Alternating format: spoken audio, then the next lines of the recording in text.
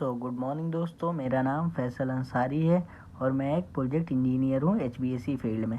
तो मैं आज आप लोग को एचबीएसी फील्ड के बारे में बताऊँगा और एचबीएसी फील्ड में आप कैसे जॉब कर सकते हैं, क्या क्वालिफ़िकेशन चाहिए, क्या जॉब प्रोफाइल है और सैलरी कितनी है और स्कोप क्या है, आज मैं आप लोग को इस वीडियो में बताऊँगा। तो सबसे पहले चलो हम देखते हैं एचबीएसी का फुल फॉर्म क्या होता है। जैसा कि आप देख सकते हैं एचबीएसी का full form heating, ventilation and air conditioning होता है। तो पहले क्वेश्चन की तरफ हम लोग आते हैं, व्हाट इज एचबीएसी। तो एचबीएसी क्या है? एचबीएसी एक फील्ड है, जैसे कि हम लोग के मैकेनिकल इंजीनियरिंग में जैसे ऑटोमोबाइल एक फील्ड है, प्रोडक्शन लाइन एक फील्ड है, ऐसे एचबीएसी भी एक फील्ड है। तो एचबीएसी में अगर आपको जॉब करना है तो आपको मैकेनिकल इंजीनियर होना चाहिए। एचबीएसी बेसिकली मैकेनिकल इंजीनियर की ही फील्ड है, लेकिन जैसा कि आप लोग को पता होगा, बहुत से ऐसे लोग हैं जिनको मालूम ही नहीं होगा एचबीएसी क्या है और एचबीएसी में कौन से डिपार्टमेंट के लोग जॉब करते हैं। तो चलो दूसरा देखते हैं, क्वालिफ़िकेशन क्या होना चाहिए एचबीएसी में जॉब करने के लिए। तो क्वालिफ़िकेशन के लिए देखो, पहला जो है क्वालिफ़िकेशन वो आपको मैकेनिकल इंजीनियर होना चाहिए। एचबीएसी फील्ड में केवल मैकेनिकल इंजीनियर ही जॉब कर सकते, बाकी कोई दूसरे डिपार्टमेंट के लोग जॉब नहीं कर सकते। दूसरी बात, मैकेनिकल इंजीनियर के साथ आपको ऑटोकेड का कोर्स करना पड़ेगा और एचबीएसी का भी कोर्स करना पड़ेगा। तो ये दोनों कोर्स कंपलसरी है अगर आपको एचबीएसी फील्ड में जॉब करना है। ऑटोकेड अगर आप कोर्स कर रहे हैं तो उसमें आप बेसिकली एमईपी करना, ऑटोकेड एमईपी। ऑटोकेड एमईपी में क्या होगा, आपको प्लान बनाना बताएंगे और सिखाएंगे प्लान कैसे बनता है घर का। तो प्लान कैसे बनाना आपको सीखना, क्योंकि जो हम लोग का एचबीएसी होगा ना उसमें आपको प्लान रीडिंग आना चाहिए।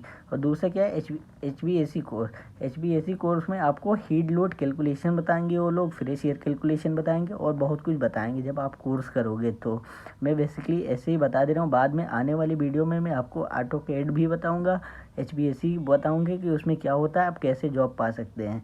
तो चलो देखते हैं कि एचबीएसी में जॉब प्रोफाइल क्या क्या है कि एचबीएसी में। तो जॉब प्रोफाइल में आप दूसरा देख सकते हैं, एक ड्राफ्टमैनशिप का है, दूसरा साइट इंजीनियर का है।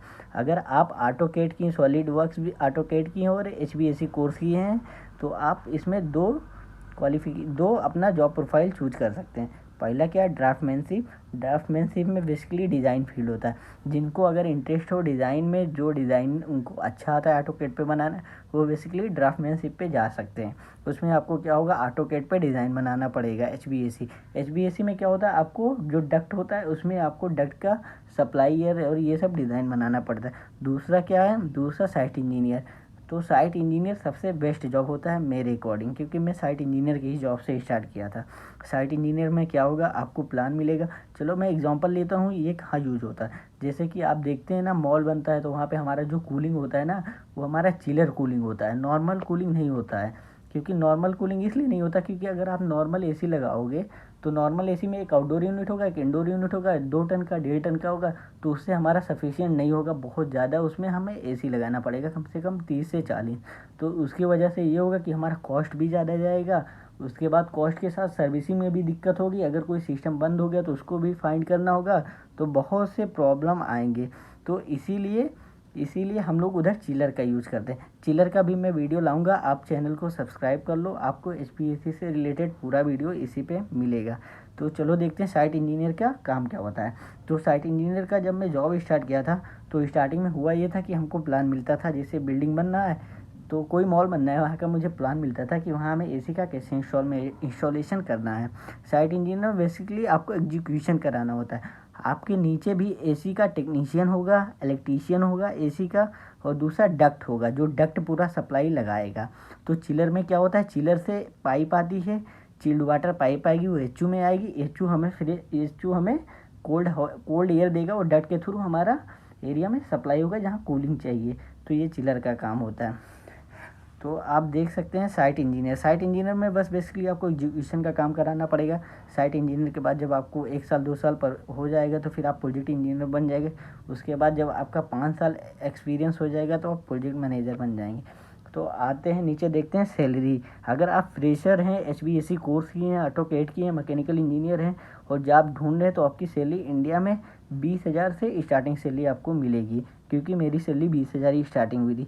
प्लस में मेरी कंपनी एकोमोडेशन भी दे रही थी, रहने का भी दे रही थी, खाने का भी दे रही थी, मेरा ट्रैवलिंग भी दे रही थी, उसके बाद मोबाइल रिचार्ज भी दे रही थी। और सबसे अच्छी बात इस फील्ड में ये है कि आपको घूमने का बहुत मिलेगा, पूरा इंडिया आप तो ऐसे ही घूम सकते हैं अपने फील्ड पे कंपनी के पैसे से, क्योंकि आपकी एक साइट ज़्यादा से ज़्यादा 6 महीना 1 साल से ज़्यादा नहीं चलती है।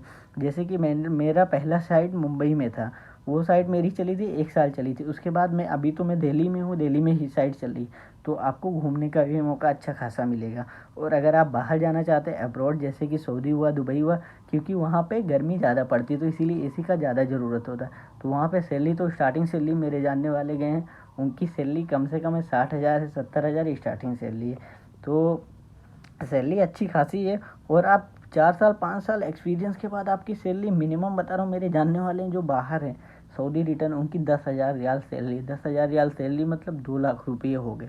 बहुत सैलरी है, 4 5 साल बाद अच्छा खासा ग्रोथ है, इतना आईटी वालों का भी नहीं है। अगर आप इस फील्ड भी अच्छा है, ऐसा नहीं कि फील्ड नहीं अच्छा है, तो आप यही सब है, आप देख सकते हो। और आप मेरे चैनल को सब्सक्राइब कर लीजिए, आपको HBSC के रिलेटेड बहुत वीडियो मिलेंगे, जैसा कि मुझसे क्या क्वेश्चन पूछा गया था इंटरव्यू में, और आप कैसे प्रिपरेशन करें HBSC फील्ड में जाने के लिए, क्या क्या पढ़ने, तो सब आपको इस वीडियो में मिलेगा, इस चैनल पे मिलेगा आने वाले वीडियो में। तो आप मेरा चैनल सब्सक्राइब कर सकते हैं। Thank you watching this and like subscribe share this video.